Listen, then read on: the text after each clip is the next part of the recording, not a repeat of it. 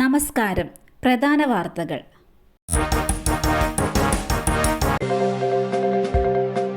വോട്ടെണ്ണൽ കേന്ദ്രത്തിന് സൗകര്യമില്ല. പരാതിയുമായി കാസർഗോഡ് സ്ഥാനാർത്ഥികൾ. വോട്ടെണ്ണൽ കേന്ദ്രത്തിൽ സ്ഥലസൗകര്യം കുറഞ്ഞതിൽ പരാതിയുമായി സ്ഥാനാർത്ഥികൾ. വിശാലമായ ക്യാമ്പസ് ഉണ്ടായിട്ട് പോലും വോട്ടെണ്ണൽ കേന്ദ്രത്തിൽ സ്ഥലപരിമിതി ഉണ്ടെന്നായിരുന്നു സ്ഥാനാർത്ഥികളുടെ പരാതി.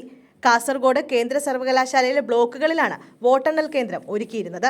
തെരഞ്ഞെടുപ്പ് കമ്മീഷന്റെ നിർദ്ദേശപ്രകാരം വോട്ടെണ്ണൽ കേന്ദ്രത്തിൽ സ്ഥാനാർത്ഥികൾക്കും ഏജന്റുമാർക്കും സുഗമമായി സഞ്ചരിക്കാനുള്ള സൗകര്യം ഉണ്ടാവണം. എന്നാൽ ഇവിടെ ഇരിക്കുന്നതിനോ കസേര നീക്കിയിടുന്നതിനോ ഉള്ള സൗകര്യം പോലുമില്ലെന്നാണ് സ്ഥാനാർത്ഥികൾ പരാതിപ്പെട്ടത്. ഉത്തർപ്രദേശിൽ വൻ തിരിച്ചുവരവുമായി SP കോൺഗ്രസ് സഖ്യം.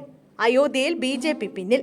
BJPയുടെ ഏറ്റവും വലിയ പ്രതീക്ഷയായിരുന്ന ഉത്തർപ്രദേശിൽ സമാജ്വാദി പാർട്ടി കോൺഗ്രസ് സഖ്യത്തിന്റെ മുന്നേറ്റം.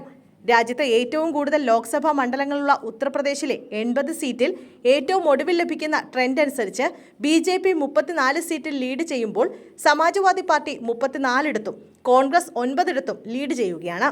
രാഷ്ട്രീയ ലോക്ദൾ 2 ആസാദ് സമാജ് പാർട്ടി 1 സീറ്റിലും ലീഡ് ചെയ്യുമ്പോൾ മായാവതിയുടെ BSPക്ക് 1 സീറ്റിൽ പോലും ലീഡില്ല. രാമക്ഷേത്രം സ്ഥിതി ചെയ്യുന്ന അയോധ്യ ഉൾപ്പെടുന്ന ഫൈസാബാദ് മണ്ഡലത്തിൽ സമാജ്വാദി പാർട്ടിയുടെ അവധേഷ് പ്രസാദ് 5787 വോട്ടുകൾക്ക് ലീഡ് ചെയ്യുമ്പോൾ BJPയുടെ ലല്ലു സിംഗ് പിന്നിലാണെന്ന് പാർട്ടി നേതൃത്വത്തെ ഞെട്ടിച്ചിട്ടുണ്ട്. പ്രധാനമന്ത്രി നരേന്ദ്രമോദി വാരണാസിയിൽ തുടക്കത്തിൽ കോൺഗ്രസിന്റെ അജയ് റായിക്കെതിരെ 10,000-ഓളം വോട്ടുകൾക്ക് പിന്നിൽ പോയപ്പോൾ പാർട്ടി കേന്ദ്രങ്ങൾ ഒന്ന് ഞെട്ടിയെങ്കിലും പിന്നീട് ലീഡ് തിരിച്ചുപിടിച്ചത് ആശ്വാസമായി. നിലവിൽ നരേന്ദ്രമോദി ലീഡ് ചെയ്യുന്നുണ്ട്. രമ്യയുടെ പാട്ടിന്റെ താളവും ശ്രുതിയും തെറ്റി. ആലത്തൂരിൽ രാധാകൃഷ്ണന് മുന്നേറ്റം. ആലത്തൂരിൽ സിറ്റിംഗ് MP രമ്യ ഹരിദാസിനെതിരെ LDF സ്ഥാനാർത്ഥി K രാധാകൃഷ്ണന് മുന്നേറ്റം. കഴിഞ്ഞ തവണ രമ്യ ഹരിദാസ് പാട്ടുപാടി ജയിച്ച മണ്ഡലത്തിലാണ് CPM മുന്നേറ്റം. ആലത്തൂരിൽ വിജയപ്രതീക്ഷയുണ്ടെന്ന് K രാധാകൃഷ്ണൻ പ്രതികരിച്ചു. സംസ്ഥാനത്ത് പ്രതീക്ഷ മുന്നേറ്റമുണ്ടാക്കാൻ ഇടതുമുന്നണിക്ക് സാധിച്ചില്ല.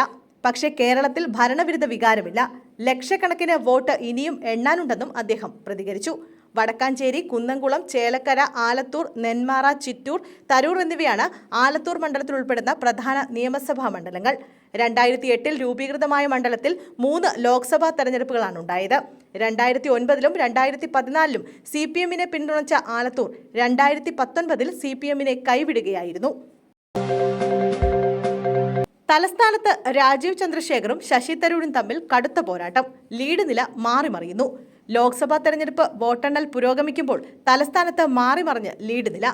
രാജീവ് ചന്ദ്രശേഖറാണ് മുന്നിൽ. NDA സ്ഥാനാർത്ഥി രാജീവ് ചന്ദ്രശേഖറും UDF സ്ഥാനാർത്ഥി ശശി തരൂരും തമ്മിലാണ് പോരാട്ടം. മിനിറ്റുകളുടെ വ്യത്യാസത്തിലാണ് ലീഡ് നില മാറിമറിയുന്നത്.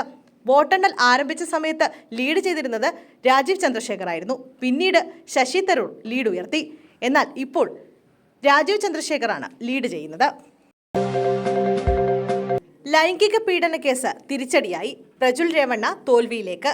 ലൈംഗിക അതിക്രമ കേസുകളിൽ പ്രതിയായ കർണാടകയിലെ ഹസാനിലെ NDA സ്ഥാനാർത്ഥി പ്രജുൽ രേവണ്ണ തോൽവിയിലേക്ക്.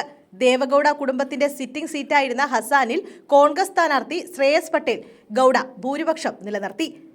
ലൈംഗിക പീഡന കേസിൽ പ്രതിയായ പ്രജുൽ 34 ദിവസം വിദേശത്ത് ഒളിവ് ജീവിതം നയിക്കുകയായിരുന്നു. കഴിഞ്ഞ ദിവസം തിരികെ എത്തിയ ഇയാളെ വിമാനത്താവളം വളഞ്ഞാണ് പോലീസ് കസ്റ്റഡിയിലെടുത്തത്.